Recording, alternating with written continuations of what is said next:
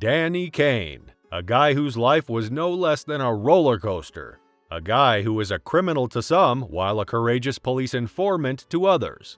Now, very few know the detailed account of what transpired undercover with the Hells Angels during those 7 prominent years of his life. We will reveal that today. It all started in 1990. Danny's life changed when he met Josée, a 13-year-old girl. They later married, and her presence influenced his decisions. Danny was drawn to the idea of joining a motorcycle gang in Quebec. In 1991, at 18, he joined a biker gang called the Condors, led by Patrick Lambert. This was his first taste of outlaw motorcycle clubs. But Danny's life took another twist when the Condors merged with the Evil Ones, a puppet club linked to the Hells Angels. Feeling unfulfilled, Danny began drug trafficking, gun sales, and cigarette smuggling on his own. Between 1990 and 1992, Danny's criminal activities peaked. He made significant money from drug trafficking and illegal gun sales, often buying firearms from the U.S.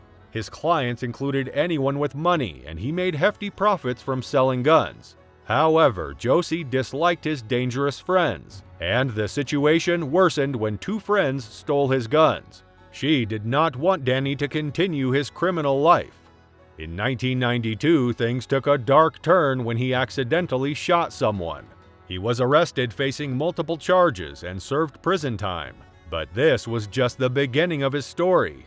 He entered the world of puppet clubs like the Demon Keepers. They aimed to fill Ontario with cocaine but faced challenges. In 1994, Danny reached out to the RCMP to become an informant, revealing secrets about the Hells Angels and their criminal ties. He did this out of a desire for revenge. His decision led to a dangerous situation. He associated with Scott Steinhardt, an American prospect for the Hells Angels planning to start a chapter in Kingston. Despite his plans, Danny was ordered to rejoin the Evil Ones. Feeling used and betrayed, Danny cooperated even more with the police. He believed he'd been set up to fail and wanted to expose the Hells Angels. In April 1994, he was arrested for possessing 2 handguns. Upon release, Danny's anger at the Hells Angels grew. He worked with Scott Steinhardt but remained frustrated by the Evil One's control. Danny was playing a dual role between his criminal life and informant role. He was playing a dangerous game. His information helped law enforcement understand the inner workings of the Hells Angels, their criminal connections, and expansion strategies. But at the same time, he continued to engage in criminal activities while assisting the police, which made the RCMP doubt him. Despite the risks, Danny never backed out. His goal was to expose the Hells Angels for what he saw as manipulation and betrayal. He knew the secrets of the criminal world and was determined to shed light on them.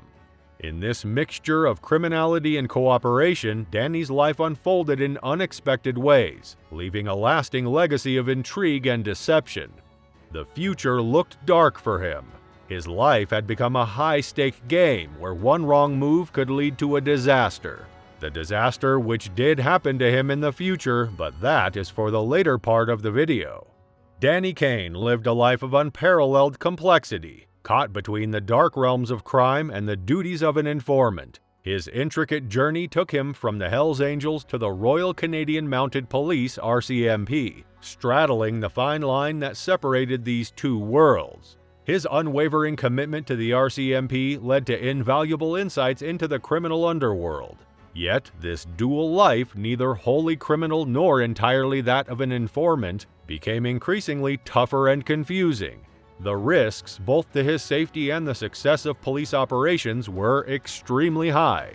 In 1997, armed with Danny's intelligence, the RCMP launched a massive operation to dismantle the Hells Angels. This high-stakes endeavor was a turning point, one that put Danny's life on the line.